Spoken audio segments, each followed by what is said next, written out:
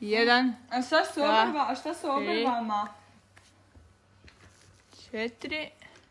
Ja ću staviti neki ruž. Ja isto. 5. Ja ću staviti to. Jao, kako čudno izgledam. Manje kažeš. Želim nešto jako što se vidi. Evo. Kaj se jako vidi?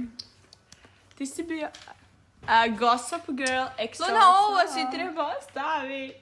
1. 2. 3. Ima brže.